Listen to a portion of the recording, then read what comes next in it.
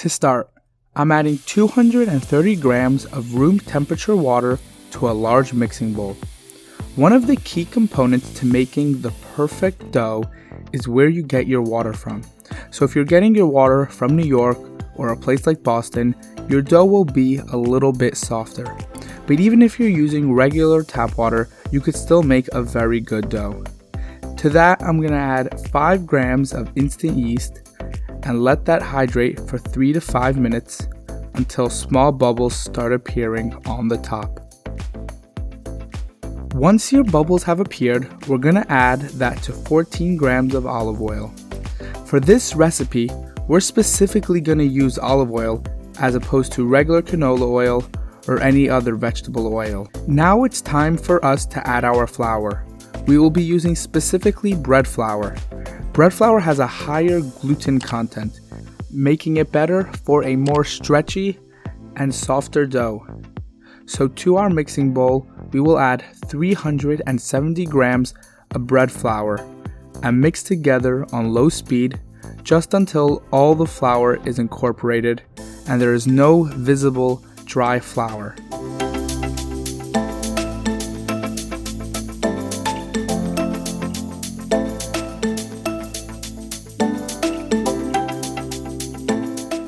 Cover with plastic wrap and allow to rest for 30 minutes at room temperature. Once it has rested for 30 minutes, we will add in our sugar and our salt, measuring out 15 grams for our sugar and incorporating it, and then adding 6 grams of salt to our dough.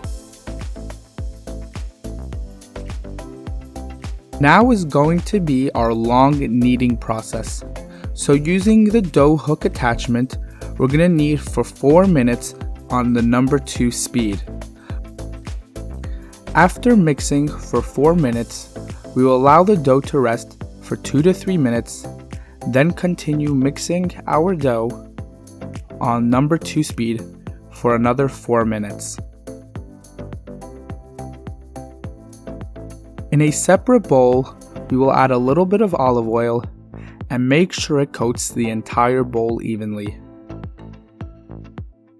If you are a home cook that loves to make these types of recipes at home, then consider subscribing for all future videos like this. We are now going to bring the bottom of the dough together and pinch together at the top until it forms a ball. Round it out on the bottom and place in your pre-oiled bowl.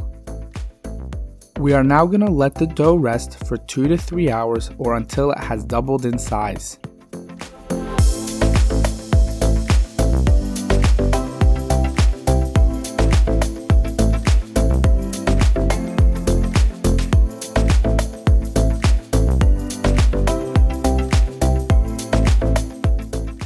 One of the most important parts of pizza is the sauce. Now I know there's a long going debate if you should use cooked sauce or a raw sauce. Today we're going to be using a fully cooked sauce. To start, you're going to want to use specifically San Marzano tomatoes if you have them available by you. I have here a 28-ounce container of already peeled San Marzano tomatoes. We will then use an immersion blender in order to blend completely together with small chunks left. Next, we're gonna prepare all the other items that we need for our sauce. We need 2 medium cloves of garlic, finely minced, or if you have a microplane, that will get the job done too.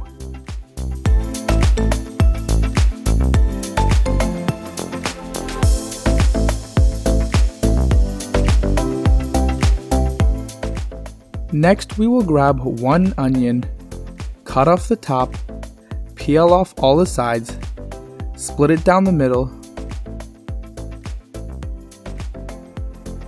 and then cut off the root. Now grab a saucepan and get that on the stove over a medium flame.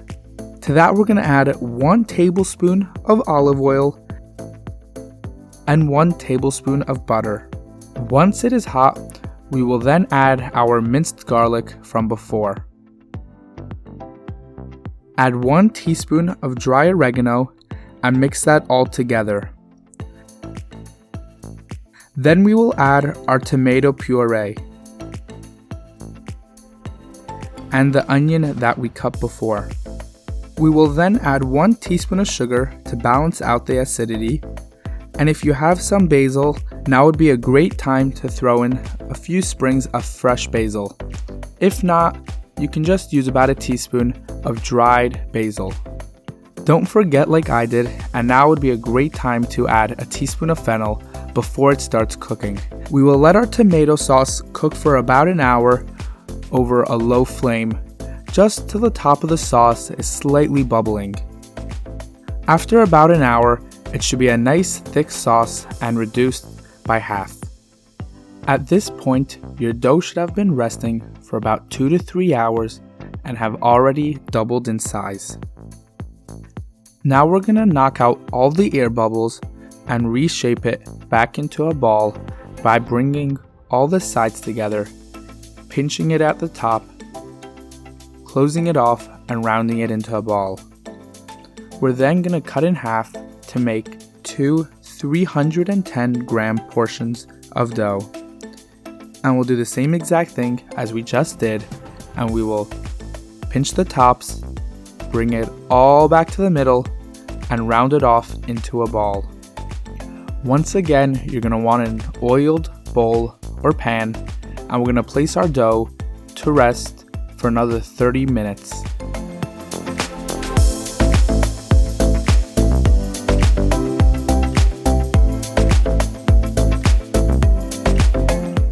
We're now going to start the process of opening and stretching our dough, one of the most important parts of making the perfect pizza.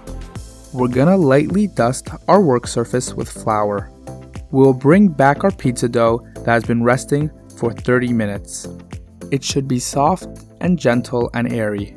Place your first dough down on the flour. We're going to start by pushing out all the air bubbles and slightly forming it into our disc. Next, we're going to do what's called the slap and fold method. There are many methods to stretching your dough, and they all work really well. This is just one of them. What we are doing is we're pulling out the dough from the left side, about your 9 o'clock, and we're going to stretch it out just slightly and then pull it back to right in front of you to about your 6 o'clock. We do not want to use a rolling pin because that will be very detrimental to our dough. If you have a pizza peel, that will be perfect, but if you don't, like I don't, then a pan or any metal surface will work great. We're going to dust it with a little bit of fine cornmeal in order that it doesn't stick to our metal tray or in the oven on our stone. We're now going to add our sauce that we made before.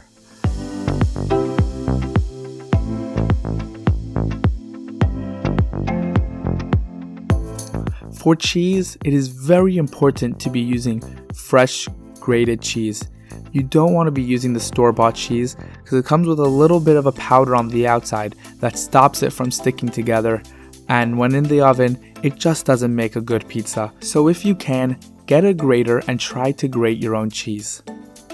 Now, into a 500-degree oven, we are going to put our pizza on a pizza stone.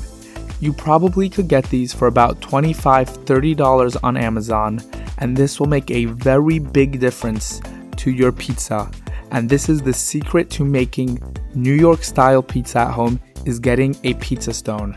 Leave it in the oven for about 8 to 12 minutes, and then you will have for yourself the perfect New York style pizza. If you love baking or cooking or making these complicated recipes in your house, then you might want to highly consider subscribing for all the great new videos coming very soon.